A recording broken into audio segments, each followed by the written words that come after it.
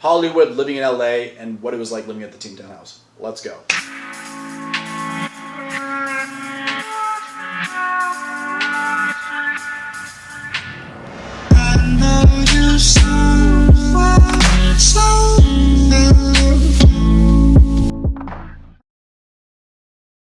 So I get a lot of questions about what it was like living in LA, what it was like walking outside your door and seeing hundreds of kids, what it was like experience being paparazzi. It was wild. For me, I came from a small town in Connecticut. I lived in the New York area all my life. I had never seen anything like it. The Team Town specifically was such an integral part of the content that people quickly learned to not only fall in love with the characters, but to fall in love with the house. So when you first kind of arrive to the house and you walk up to it and you see all these kids, it's crazy. The first while that I was there, for the first few weeks at least, and even towards the end, people didn't know who I was, so it wasn't a big problem for me.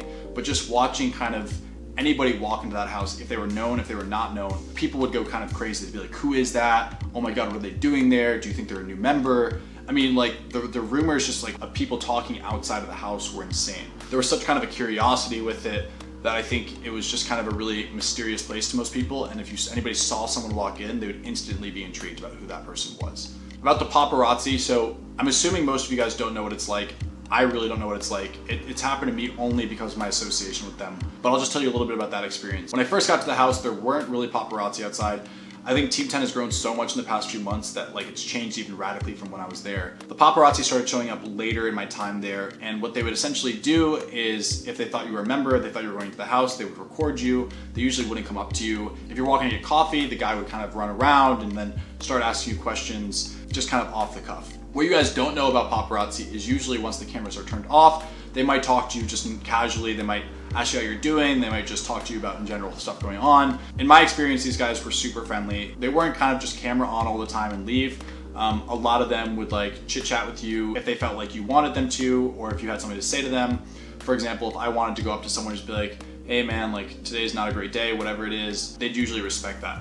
There were also instances where the paparazzi gave us advice or said something along the lines of, hey, just wanted you to know about this. So mad props, especially Hollywood Fix guy Fletch, if you're watching this, you're a good dude. But yeah, being in a position where like you're just like walking to get coffee and like with your girlfriend or with your friends or whatever it is, and like someone comes up to you and starts asking you questions, it is like a little bit nerve-wracking because you're like, I don't know what to say. If I do say something wrong, it could be misinterpreted. A lot of the times I just wouldn't say anything, or if I did, it'd just kind of be short comments. But the thing about that is that it's so off the cuff and there's no editing it on your end when you're done with it. So you really kind of have to be careful about what you say in the moment.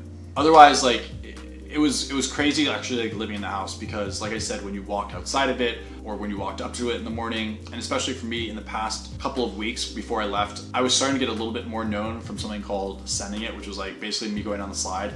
Super stupid, but like super fun. Anyway, so I would walk outside and people would be like, Max, whatever. If they knew my name, like I said, I really wasn't a core part of Team 10. I really wasn't known. So anybody who did, they'd be like, hey, can I have a picture? And even if it was like one kid who wanted a picture who somehow recognized me, then the entire swarm of kids would usually be like, hey, can I have a picture too? And there's usually about 40 to 50 at least kids outside.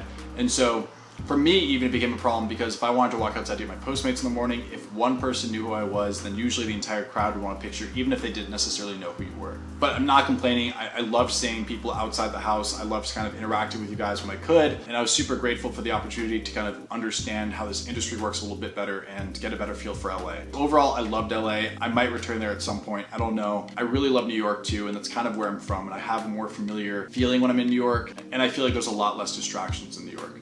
So this was kind of a random video. I hope you guys enjoyed it. But overall, yeah, living in LA, being in that environment is crazy, but at the end of the day, it's so surreal and so cool.